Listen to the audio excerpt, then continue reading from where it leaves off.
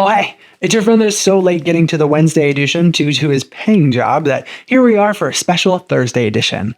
So without further ado, let's get into it. Here are 3 tech updates to get you through your Thursday.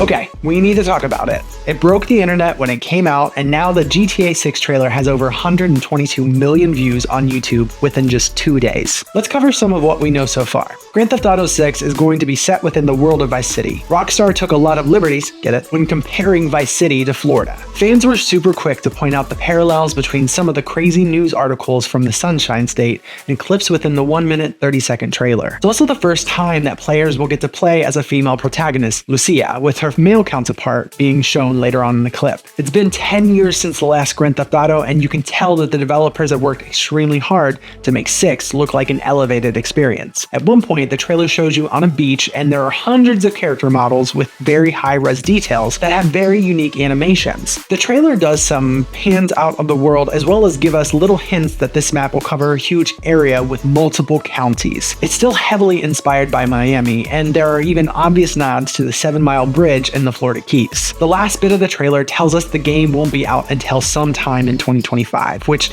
I know took quite a lot of our breaths away. 12 years from its last release. Later, Rockstar released via press release that GTA 6 will release on PS5 and Xbox Series X and S only. It's no surprise that they didn't include older generations into the mix. Just let's hope that they'll have a PC port later on, just like they did for 5. Nearly 7 million 23andMe customers had their profiles hacked last week. Here's what you need to know. On Friday, the company had filed a report to the Securities and Exchange Commission, which stated that 0.1% of the company's user accounts, roughly 14,000 of them, had their accounts compromised due to hackers. While, sure, 0.1% is a relatively small percentage to a $420 million company that has over 14 million users, but it's due to those accounts that they were able to reach and access 5.5 million profiles that use the DNA relatives feature, which allows users to find genetic relatives. On top of that, they were able to comb through the information from family trees, reaching the profiles of another 1.4 million users. That's how that 0.1% quickly grew to 49.3% of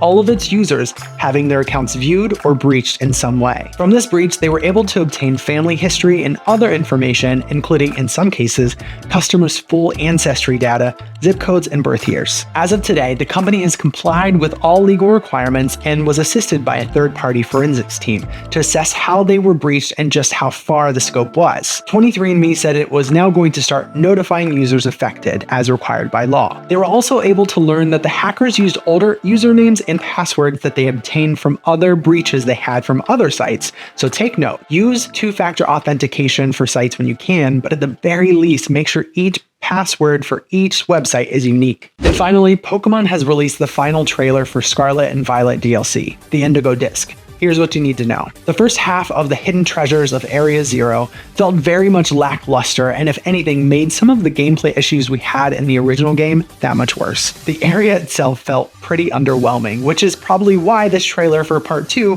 seems to try to make us feel the exact opposite of that. The DLC takes place in the Blueberry Academy, which features many new and returning characters, including some of our favorite gym leaders. We stand Larry and Rhyme in this house. It also looks like you'll be facing off against a new set of Elite Four trainers as well.